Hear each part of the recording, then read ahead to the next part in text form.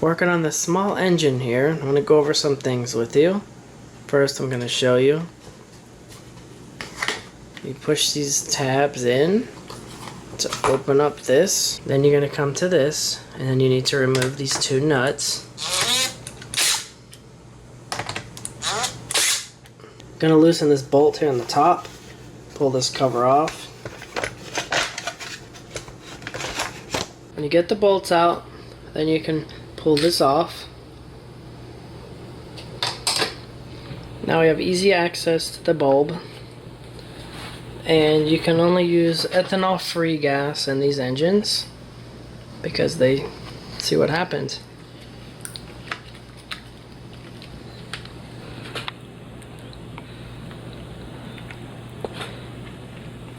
Right there in the center of the bulb, there's a hole. Camera doesn't want to focus, but there's a hole there. And I'm going to remove the carburetor too, because not sure what this does, but if you tilt the motor over, then the oil will come out of here. So this goes to the crankcase and it runs up to the head of the engine. I'm guessing it has something to do with lubricating the camshaft, because this is an overhead valve engine, even though it's so tiny. So I need to remove the carburetor. I don't know why this gasket's so big, or why it looks wet. Then you're going to remove this piece. It's going to be a little hard to get it off because, see under here, there's a seal there, so it's going to stick. Just pull it and it'll come off. Now I have to go from here to here with a hose. Not sure what that does. Something with the oil. Somehow that allows the oil to get up to the camshaft to lubricate it, I guess. Or it lets the oil return back to the crankcase. But the hose that was on there, the cheap hose it came with, was all dry rotted and falling apart, so that's no good, especially when there's oil right here that's going to leak out if that hose fails.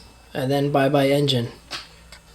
This particular engine, you need a 7/16 size hose. The only thing I'm worried about is when I bend it, is it going to kink this and cut off flow. You're going to take the other end of the hose and blow into it and make sure that you can hear and feel the air coming out of the breather tube, which is this right here. Watch, I'll blow into it and you'll hear it.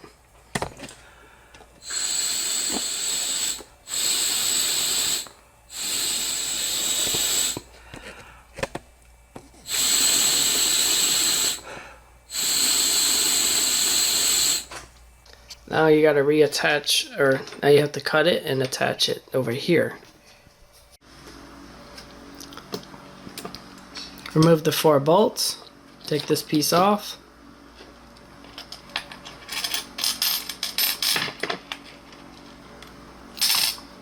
Take the old bulb out and compare it to the new ones. This new one here looks too big. This one looks about the same. It looks like it might be a little smaller. Take the bulb that fits and put it on here.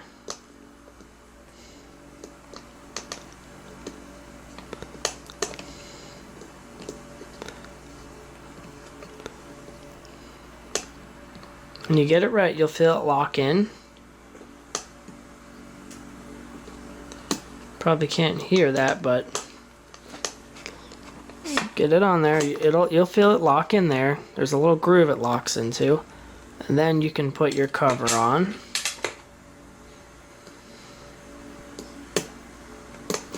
And put in the 4 bolts.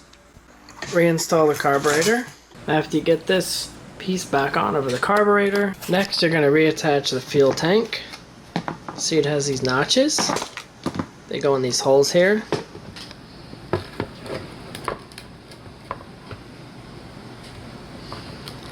So you're going to get those in those holes. After you get the gas tank in the back, then you got 2 more of those there.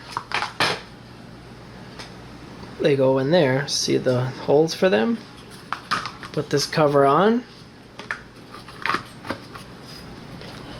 Put this cover on with a pull string, and then you put those 3 bolts in. This next part's not fun, but you have to put the fuel line in, and you have to have it come out here where you put the fuel in, because you have to attach the fuel filter to it. I just pushed it in and worked it to this spot, and see, it's coming out.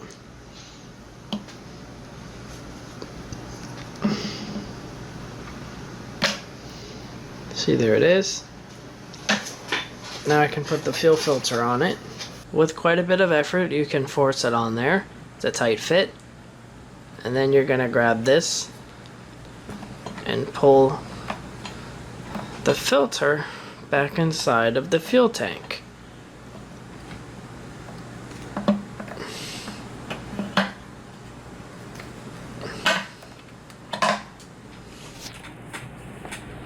And the reason why you have extra line here is because you want it to be able to suck up all the fuel, when especially when the tank gets low. Can't see it anymore, the filter's back there now, further down in the tank.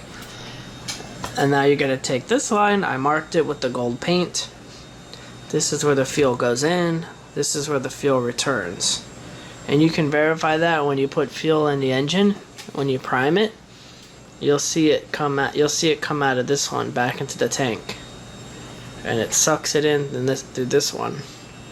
This line is hard to get in. You can use some pliers and very carefully pull it up here. This line is a lot easier to put in, the return line.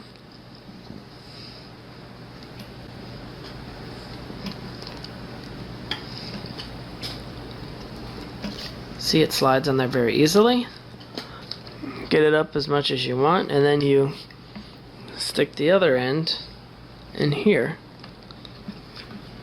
You stick the other end in there and push it all the way in the tank until you don't have any slack here. See that? And then that's what it looks like when you're done. Oh, and then you're going to carefully put this thing back in.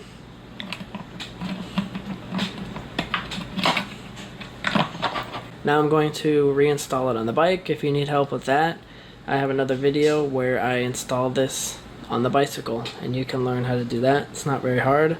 Oh, and then also this cover has to go back on, and also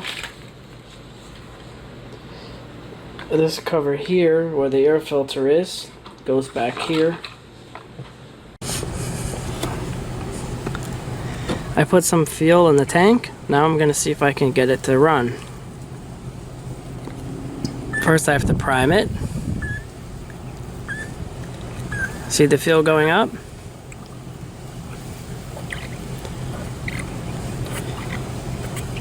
Try to get rid of all the bubbles first.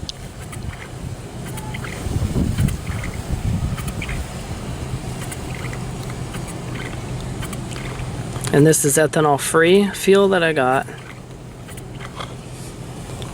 Just double check that it has oil in it.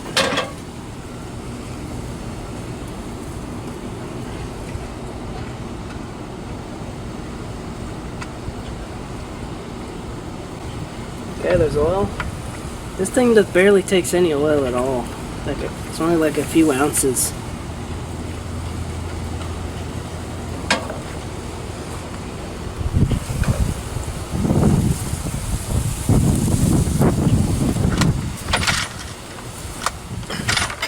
Before I started, I want to try to turn over the engine a little bit by hand to help lubricate everything.